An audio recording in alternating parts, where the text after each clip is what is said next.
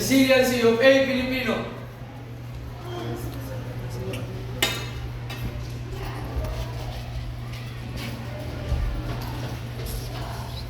Filipino is resilient.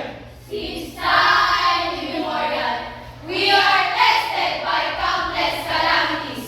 Volcanic eruptions, devastating earthquakes and the hard flows, super typhoons, flash floods and landslides.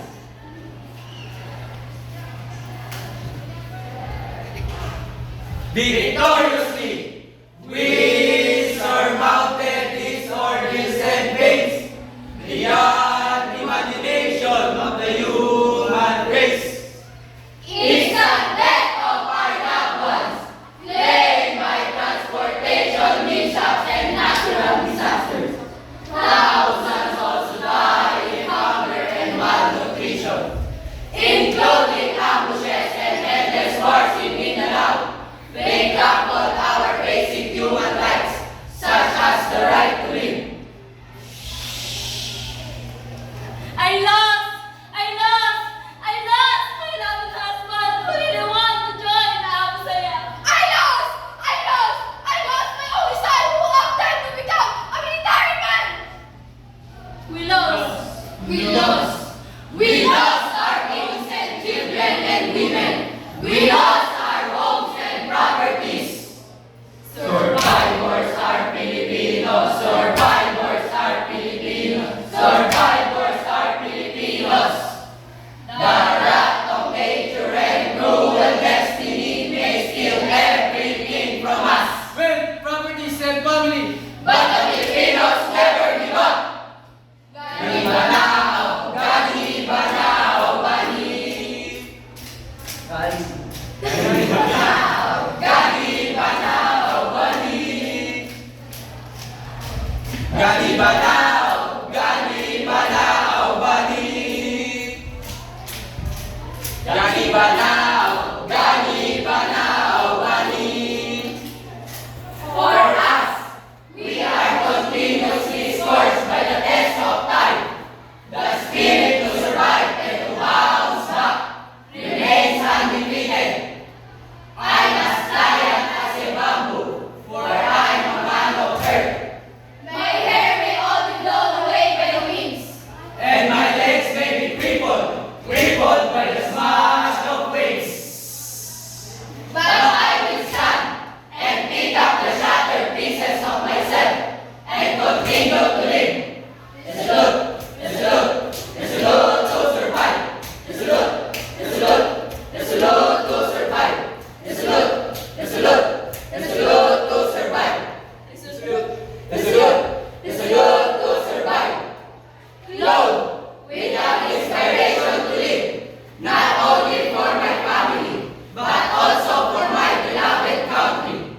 Filipinos unite in the midst of crisis, regardless of socio-economic status, tradition, and creed. The world has seen the magnanimous spirit of the Filipinos in crucial times. The gap between the rich and the poor was narrowed. Envy was replaced by sympathy. Hatred was conquered by love. Selfishness was set aside, and saving one's life is the ultimate desire. History tells us that the Filipinos have captured innumerable foes, natural and not, and shall always strive to champion in all odds, because innate in the Filipinos is the will to survive. We may be daunted by the horrible scenes around us, but certainly we will be strengthened by our unwavering faith in God. We have been planted by many nations in the world for our resiliency during disasters. Others died in saving lives. Gani Banao, Gani Banao, Bani. Gani Banao, Gani Banao, Gani. Gani Banao, Gani Banao, Gani.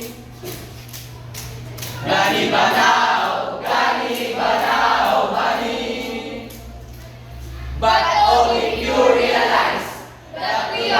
able to survive. Because our spirit to fight is spilling upward from faith. That God Almighty will never forsake us.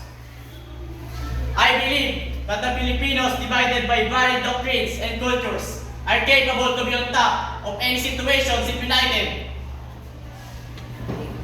Together, we can face any challenge ahead of us. We may stumble and fall, but we will bounce back. Armed stronger with vision and faith. That after darkness, after pains and sufferings, the Filipino survives. The Filipino is resilient. The Resiliency of a Filipino by William Tito Ani.